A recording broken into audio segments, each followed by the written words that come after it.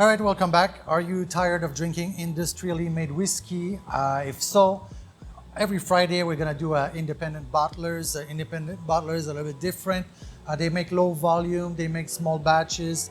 They will make most always a cask strength, so it's not diluted, it's not been messed with. The biggest difference that you have is the independent bottlers will buy whiskey from Benrinnes or from many companies, Glenlivet, and then they will put them in casks by themselves. So basically, it's straight from the still into the cask of the independent bottlers. Another big difference here is that instead of having to buy like 15,000, 50,000 casks every year, let's say like Macallan or a Balvenie, they will buy small amounts. So what they're doing, they're focusing more on quality. For example, Cadenhead maybe every year will buy 200 to 500 casks or barrels, and so they will go and pick up what they want. When you buy, let's say 10,000 casks, it's like buying a car basically. If you buy one Ferrari, you're gonna be looking at it for a long time before you buy it, if you buy a Toyota or whatever. But if you're gonna buy 10,000 Toyotas, then you check the first one and then you got the rest is gonna be the same, so it's a little bit different. Another difference here with independent bottlers compared to maybe a cask finish, for example, Balvenie will have a rum cask finish. So instead of spending like 6 months at the end of the normal maturation, these whiskeys are planned from day one. So today we have a Cadenhead. It's a Benrinnes, 18 years. This is 57.5% alcohol content, which is quite high actually. This was distilled in 2000. Usually independent bottlers, you will see the year of distillation and the year made into a bottle. So this one is 2000, bottled in 2018, so it's an 18 years. This is a small batch. There's only 546 bottles of this. Mostly when you're gonna go to independent bottlers, you're gonna see it's always, well, not always, but mostly like a small batch. So don't worry if you don't find this bottle exactly. They have other casks, right? Because this is 546 bottles from one barrel only. So they will have other kind of similar ones, but they will all taste a little bit different. So basically what we're doing today is to give you like an overview of what's the difference here. This one here has been put into 4 bourbon barrels. So there's no sherry in this, it's not being mixed around.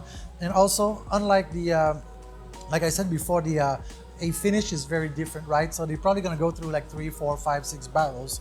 And then at the end, they want to have a specific taste, so they're gonna do like a rum cask finish, which is gonna be like heavy on the rum, or maybe a sherry finish, or maybe a marsala, a wine finish. This is completely different. It's not a finish. It's been planned and mature as is. Also, one more thing you need to know about these companies is that, for example, these Cadenheads, right? They don't have quotas. They're owned by a big company. They're owned by J&A Mitchell. They're also the owner of Springbank. They pull this when it's ready. All these whiskeys are all cask strength, so they're not chilled filtered, so it's the original color as well. Sometimes you're gonna see a color that is light. Well, that's actually the original color of the whiskey because it's not been tampered with.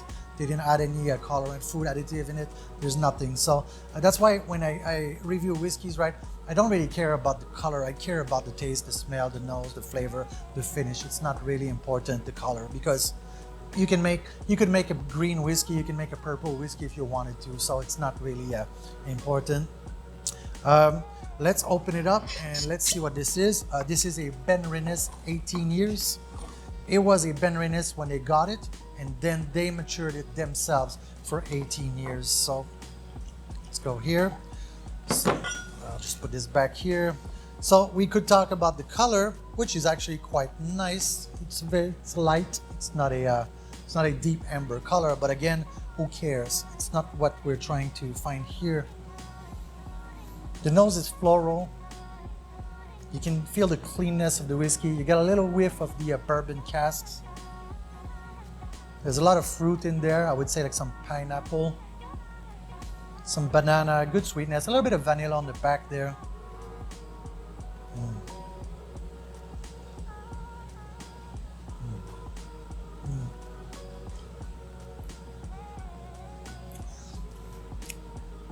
Very bright. Very, very bright. The alcohol is hitting just perfectly. It's, you know, when you get a bottle of 40%, right, and you wish there was more alcohol in it, you don't have this problem here. Yeah, it's super bright. There's some lychee in there. It's fresh as well. A little bit of a greasy butter, like oily, but it's not super oily. Pretty decent legs. I wouldn't say it's like a super full body. It's still sticking. I can see the lines in there. It's really, really good. You see, here's the difference, right? When you mass produce, let's say 25,000 bottles of Macallan 12, well, they want uniformity, right? So you don't get to really discover what's in the cask. There's no adventure. It's you know what you're gonna get. It's not bad, but at one point, if you're like me and you drank like 500 bottles of whiskey of industrially made or packaged, then you go like, I'm looking for something different now. We're going to something completely different.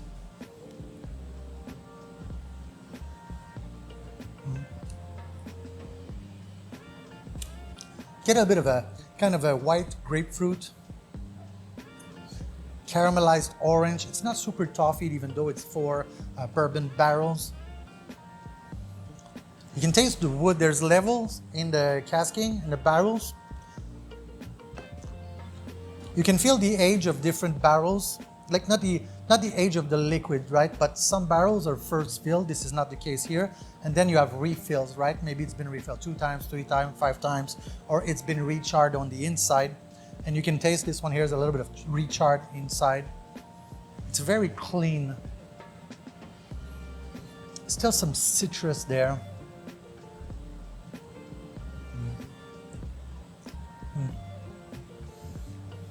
Yeah, grapefruit.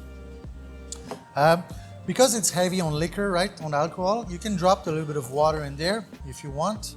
It's not really what I do, but some people enjoy doing that because they think it will open the whiskey a little bit and you're gonna get more flavor out of it, which is true.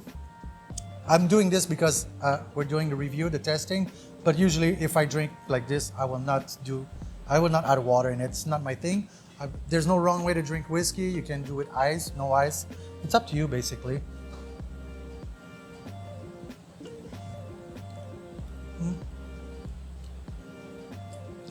With water in it, it's a little bit more oily.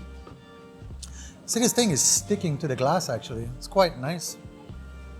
The finish is a little bit like it's spicy, but like a cinnamon spice, maybe a little bit of ginger spice. It's not, the alcohol is not, even though it's 57.5%, the alcohol is not ripping your mouth apart. The thing is very comfortable. It's very warm in the throat. It's like cleaning everything. Yeah, these casks are quite nice. I think I paid for this bottle, let me check. I always write the price behind my bottles. I have so many that it gets lost and then I don't know how to charge people. I think I paid 110 US dollars for this. Yeah, 110, yeah, which, you know, we're playing a different category of price here. Usually these bottles, they go from maybe 75, they can go all the way to $10,000. But if you're doing commercial whiskeys like the Dalmore, the Balvenie, and all this stuff, right, and you're kind of bored of them, if you do like a Dalmore, like a Portwood, you're already at $100. If you do a King Alexander, you're already over $200, right? So why not go in this? And then you can go back in a lower price bracket and rediscover whiskey cask differently. This company is in Campbellton.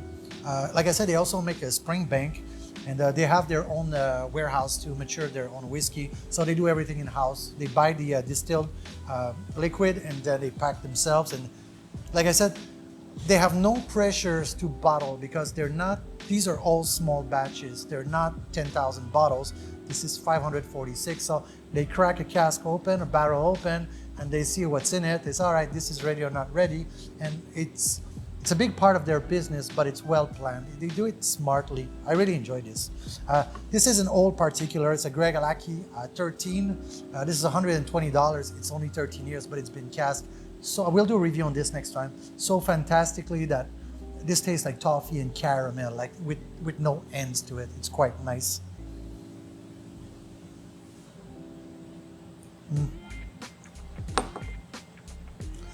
I like the fact that there is no confusion in this because it's not been diluted. It's the big advantage of cask strength. When you get a Lager 16, right?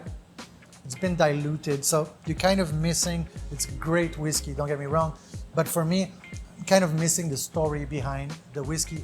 At this point in my life and with how I sell and how I review, it's the story of the casking that is everything.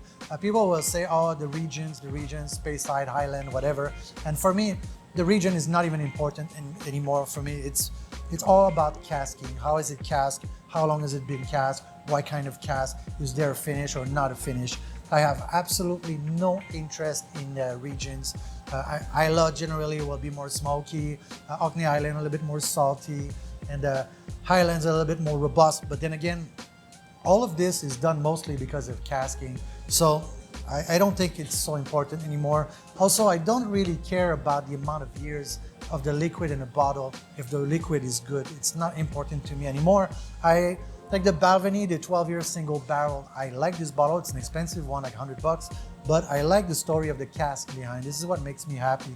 Like these casks here, it's not like, the thing with this company, you will never get a bad small batch bottle because they handpick their cask. It's not like, send me a lot of 50,000 and we'll deal with it, right? And then they pick when it's there, and some casks, it's fair enough, it's fair enough. It's not the best, but it'll work in something else. With this company, it doesn't. Small independent bottlers, their entire reputation is based on casking. So